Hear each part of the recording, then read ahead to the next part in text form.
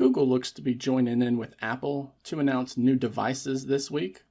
The company has officially launched the Pixel 8a at $499 here in the United States, with first units arriving in retail locations next week on May 14th. And thanks to hardware leaks, the Pixel 8a isn't really surprising us this year. For the price, we get 128 gigabytes of internal storage, although a 256 gigabyte variant is available for about $60 more. The only drawback to getting this 265 gigabyte option is the limited color choice though, since you're stuck with the Obsidian black if you want more storage. Now both options come with 8 gigabytes of RAM, a 6.1 inch 2400 by 1080 OLED screen with a 120 Hz refresh rate. Inside, we see the Google Tensor G3 chipset and a 4500 mAh capacity battery. No charger will be included, but the device can be charged wirelessly at 7.5 watts, while wired charging caps out at 18 watts. On the back of the Google Pixel 8a, it is sporting a 64 megapixel wide camera with both OIS and EIS, a 13 megapixel ultra wide camera with a 120 degree field of view, and the front facing camera is just a regular 13 megapixel sensor.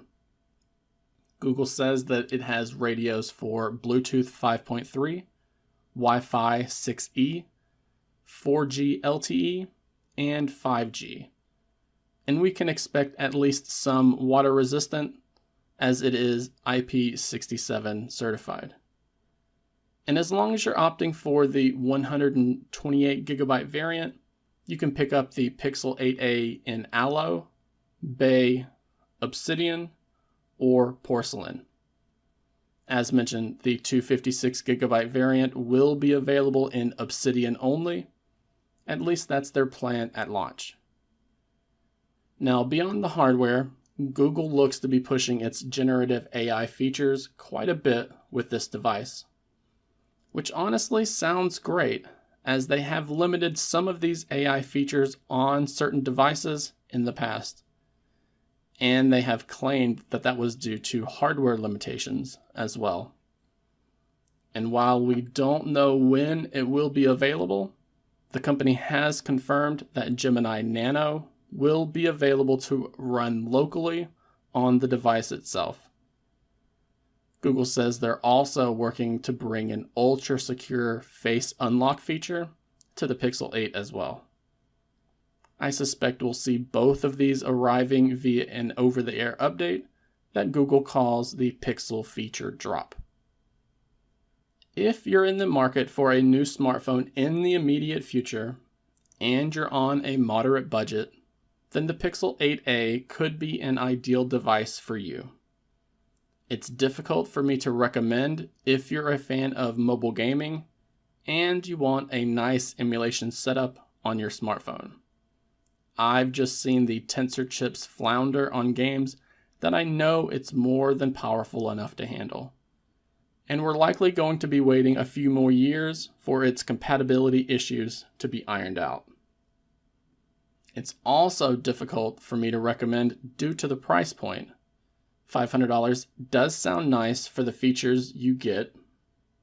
It is hard to argue against 7 full years of firmware updates. Those security updates are incredibly important. But if you're able to wait until sales events, then you can get the Pixel 8 or Pixel 8 Pro at an equal or comparable price.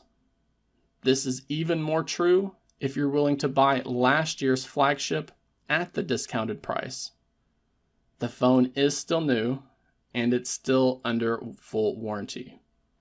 And that's almost always the better option, because you tend to get better hardware in those flagship devices, even when they're a year or two old, than you have historically gotten from these budget phones from Google. Still, It's a big launch from the Mountain View tech giant, and I'm sure we'll be hearing much more about it at Google I/O next week.